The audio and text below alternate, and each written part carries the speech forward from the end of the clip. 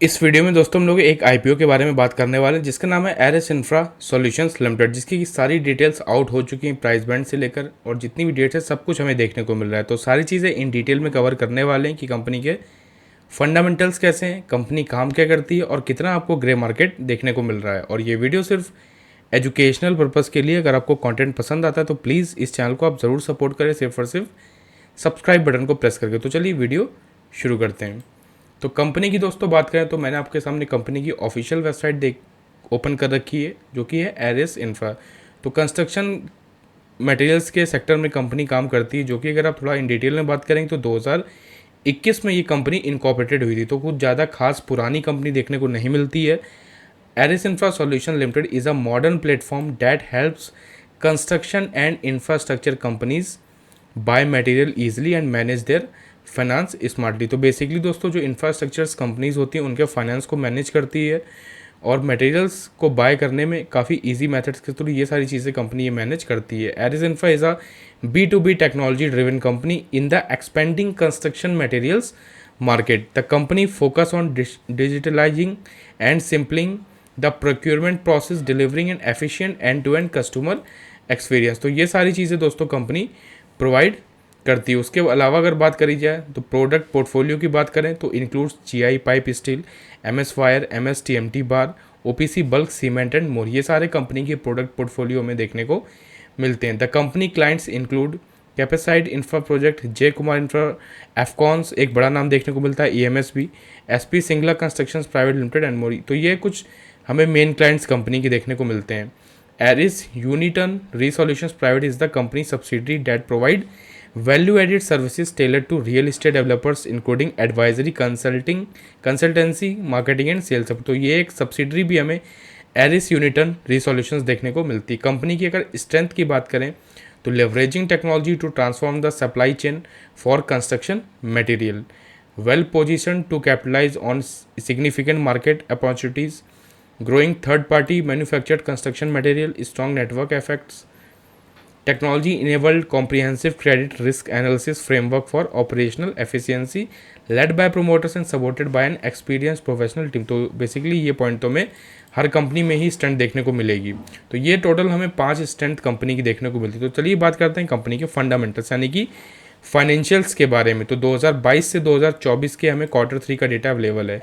22 में टोटल जो रेवेन्यू था वो 453 करोड़ का था, देन 23 में 754 पे आया, 24 में कम हो गया 702 करोड़ पे, और 3 क्वार्टर्स में 557 करोड़ का रेवेन्यू देखने को मिला। तो ग्रोथ अगर आप देखेंगे तो 22 से 23 में ठीक हुई है, यहाँ पे गिरावट और यहाँ पे भी ठीक ठाक ग्रोथ हुई। तो कुछ खास ग्रोथ रेवेन्यू में देखने को नहीं मिलेगी। प्रॉफिट आफ्टर टैक्स की बात करें जो कि 2022 की अगर आप बात करेंगे तब कंपनी को 6 करोड़ का लॉस था, 23 में वो लॉस 15 करोड़ का हो गया, 24 में वो लॉस 17 करोड़ पे आ गया, और यहाँ पे Q3 में कंपनी को 6 करोड़ का मात्र प्रॉफिट हुआ। तो Q4 के नंबर्स बाकी हैं, अगर उसमें प्रॉफिट रहा कंपनी को तो बिल्कुल इस बार की कंडीशन कंपनी की सही रहेगी। अगर उसमें लॉस हो गया तो यहाँ पे भी कंपनी आपको पूरी तरीके से लॉस में जाती हुई देखने को मिलेगी। तो फंडामेंटल्स तो कुछ खास या अट्रैक्टिव देखने को नहीं मिलते हैं।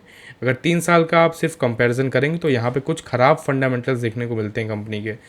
रिजर्व्स नेगेटिव थे 2022 में 6 करोड़ के, देन 41 करोड़। उसके बाद 2024 में कंपनी की रिजर्व्स काफ़ी अच्छे हुए 139 करोड़ के और 141 करोड़ के आपको Q3 के हिसाब से। बट जिस तरीके से थोड़ा बहुत रिजर्व बढ़ा तो कंपनी का कर्जा भी काफ़ी ज़्यादा बढ़ गया, जो कि 322 करोड़ के आसपास का कर्जा फिलहाल हमें Q3 में देखने को मिलता है। KPI की बात करें, डेट टू इक्विटी भी कुछ खास नहीं है, 1.45 है। रिटर्न ऑन नेटवर्थ भी नेगेटिव में, प्राइस टू बुक वैल्यू भी कुछ खास नहीं है, 8.61। EPS फिलहाल नेगेटिव में है, -5। प्राइस टू अर्निंग -41 है। तो ये भी आपको नेगेटिव में ही देखने को मिलते हैं। तो चलिए बात करते हैं कि कंपनी IPO के पैसे से क्या करेगी। तो टोटल 4 प्रोसीडिंग्स करने वाली है कंपनी। पहली तो होगी कर्जा चुकाएगी जो कि 204 करोड़ के अप्रॉक्स, और टोटल बोरिंग्स अगर आप देखेंगे तो फिलहाल 322 करोड़ के आसपास है। तो कर्जा चुकाने के बाद भी 100 करोड़ से ऊपर का कर्जा कंपनी पे बचेगा। उसके बाद funding the working capital requirement 177 crore के आसपास। उसके बाद देखा जाए तो investment in subsidiary Buildmax infra private limited for funding its working capital requirement. तो यहाँ पे दोस्तों 48 करोड़ के आसपास की फंडिंग देखने को मिलेगी। उसके बाद जनरल कॉर्पोरेट पर्पसेस। तो टोटल इन 4 तरीकों से पैसे को यूटिलाइज करेगी। तो कुछ खास यूटिलाइजेशन नहीं होगा, थोड़ा बहुत कर्जा पे करेगी, सब्सिडरी में इन्वेस्ट करेगी, तो इस तरीके से यूटिलाइजेशन करने वाली है। अगर इसके रजिस्ट्रार की हम लोग बात करें तो इसका रजिस्ट्रार दोस्तों link time India private limited देखने को मिलता है। तो चलिए बात करते हैं बेसिक डिटेल्स की कि हमें आईपीओ की डेट्स क्या देखने को मिल रही हैं। तो आईपीओ दोस्तों ये 18 तारीख से ओपन होने वाला है, 18, 19, 20 3 दिन रहेगा, 20 को क्लोज हो जाएगा। फेस वैल्यू 2 रुपये है, प्राइस बैंड 210 से 222 देखने को मिलता है, यानी कि 210 से 222 रुपये प्राइस बैंड। अगर आपको अप्लाई करना है तो आपको कट ऑफ प्राइस यानी कि 222 पे अप्लाई करना पड़ेगा। एक लॉट में 67 शेयर्स हैं, 499 करोड़ का आईपीओ है जो कि पूरा का पूरा फ्रेश इशू है। बुक बिल्डिंग आईपीओ है, 20 की लिस्टिंग एनएससी बीएससी दोनों पे होने वाली, तो एक मेन बोर्ड आईपीओ देखने को मिल रहा है। और अगर ग्रे मार्केट की बात करें तो आज के हिसाब से दोस्तों 16% के करीबन आपको लिस्टिंग इन देखने को मिल रहा है, जो कि अप्रॉक्सीमेटली 36 से 38 रुपीज़ आपको पर शेयर लिस्टिंग इन हो सकता है। तो लिस्टिंग इन फिलहाल 16% के आसपास हो सकता है अगर आप अप्लाई करेंगे। ये ग्रे मार्केट का दोस्तों हमें देखने को मिल रहा है। ऐसा कुछ कंफर्म नहीं होता है कि जितनी आपको ग्रे मार्केट देखने को मिलेगा उतने पे ही लिस्टिंग देखने को मिलेगी। अगर अच्छा रिस्पांस हुआ तो जीएमपी बढ़ेगा और लिस्टिंग अच्छी होगी, अगर नहीं होता है तो बिल्कुल आपको अंडर लिस्टिंग भी देखने को मिल सकती है, पूरे चांसेस होते हैं।